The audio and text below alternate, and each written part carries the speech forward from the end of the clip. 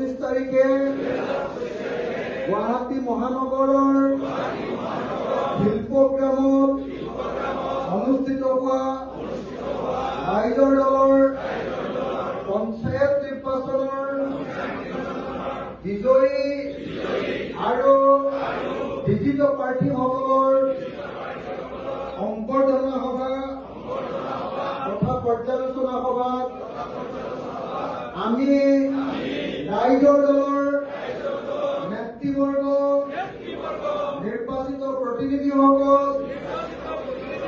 কৰ্মীসকল সকলোৱে আন্তৰিকতাৰে শপত খাওঁ যে সংকল্প লওঁ যে কসম খাওঁ যে 2026 চনৰ বিধানসভা নিৰ্বাচনৰ কাৰণে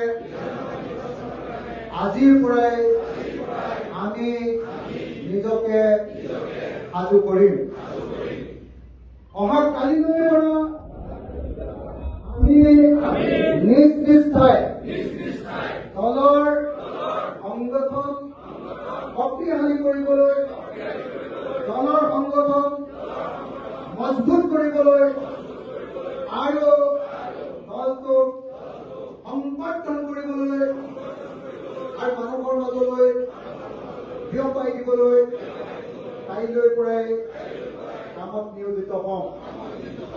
আমি প্ৰফেচনেল মানুহৰ দৰে আত্ম উৎসৰ্গিত মানুহৰ দৰে আমাৰ দলৰ কামসমূহ কৰি যাম।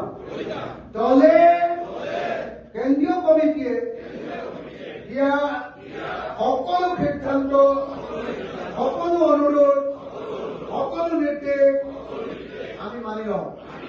2026 চনৰ বিধানসভা নিৰ্বাচনত ৰাইজৰ দলে যিবিলাক প্ৰাৰ্থীক বিধায়ক পদৰ কাৰণে বাছনি কৰিব আমি সেইসকল প্ৰাৰ্থীৰ কাৰণে দেহ মন কায় মানুহ বাক্যে কাম কৰিবৰ কাৰণে শপত লৈছো। আমি কোনেও বিসম্বাদ নকৰোঁ, আমি কোনেও এলাহ নকৰোঁ, আমি কোনেও অৱহেলা নকৰোঁ, আমি কোনেও অজুহাত নেদেখুৱাওঁ। আমি দলক ভাল পাওঁ, দলৰ আদৰ্শক মানি চলোঁ আৰু দলক প্ৰতিষ্ঠা কৰিবলৈ দেশ দিবলৈ সাজু আছোঁ। ধন্যবাদ। জয় আই অসম।